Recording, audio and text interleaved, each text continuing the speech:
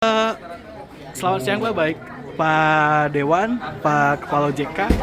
Untuk target dari acara ini, harapan yang ingin disasar dari para pelaku UMKM apa Pak? Baik, mungkin Bapak dulu. Oh iya. Ya, pertama adalah sudah kita sadari bersama bahwa yang namanya UMKM itu adalah tulang punggung perekonomian kita. Dan di Kuningan saya lihat potensi UMKM ini besar sekali.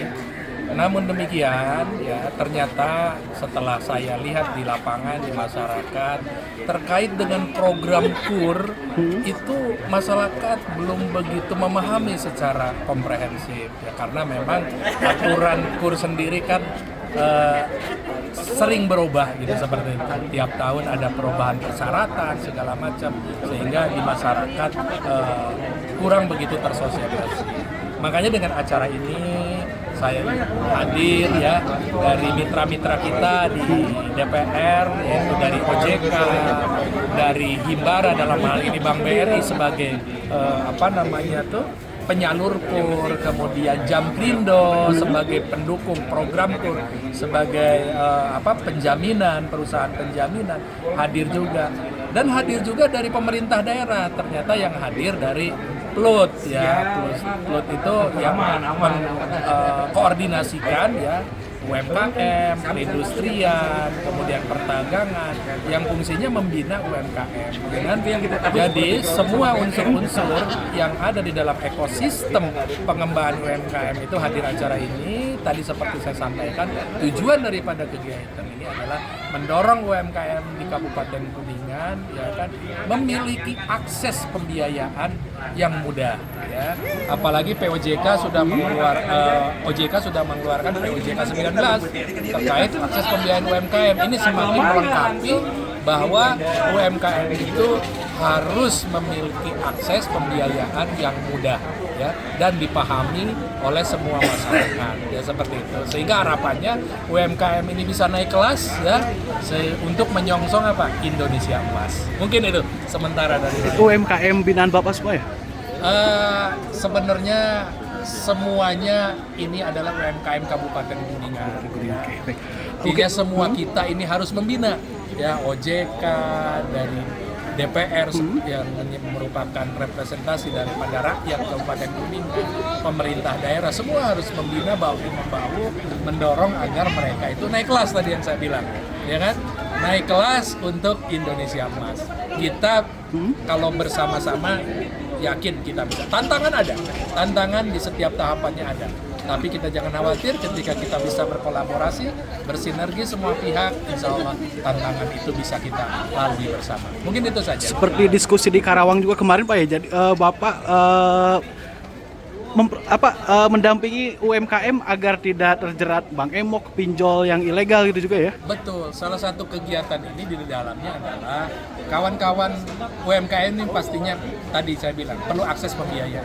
Jangan sampai UMKM ini salah jalan ya. Ada masuk ke bank emok jalurnya. Bank emok ini bunganya tinggi ya dan itu ilegal. Ini ada yang legal, namanya program dari pemerintah itu KUR, dan bunganya atau bagi hasilnya itu kecil.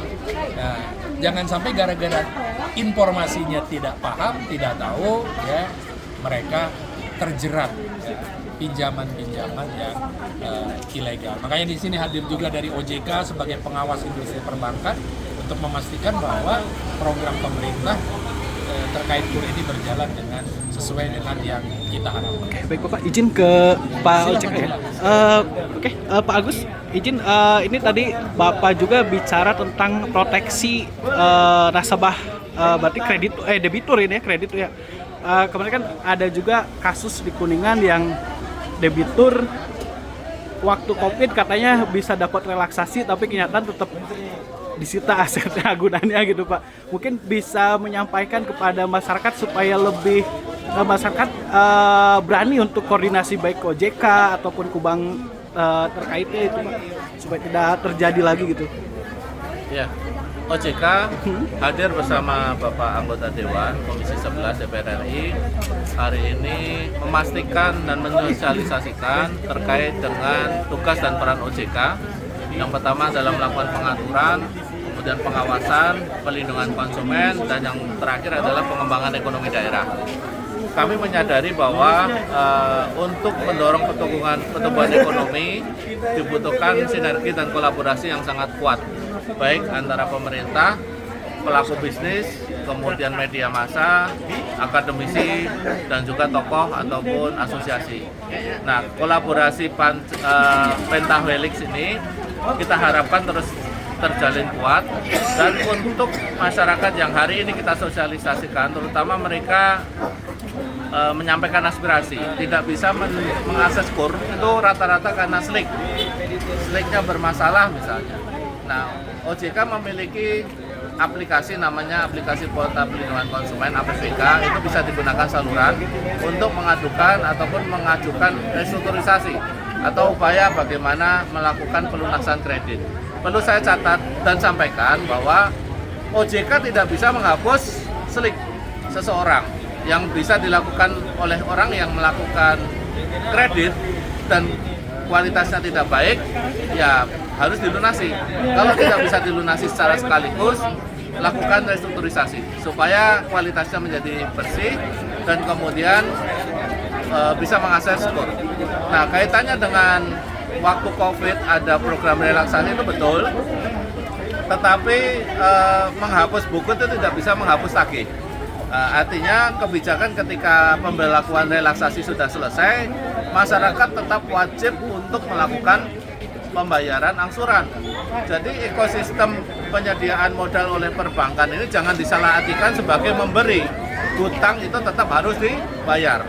Ketika hutang tidak dibayar, maka risikonya adalah bagi para pelaku bisnis perbankan, lembaga jasa keuangan non-bank yang menyalurkan pembiayaan atau kredit bisa memiliki risiko kredit di situ, dan pada akhirnya risikonya berdampak sistemik. Nah, kita berharap memberikan edukasi kepada masyarakat, kalau berhutang wajib dibayar. Minjem KUR bukan berarti pemerintah ngasih dana cuma-cuma. KUR itu duitnya dari bank. Jadi pemerintah hanya memberikan sekian persen subsidi supaya masyarakat lebih ringan dan lebih mudah.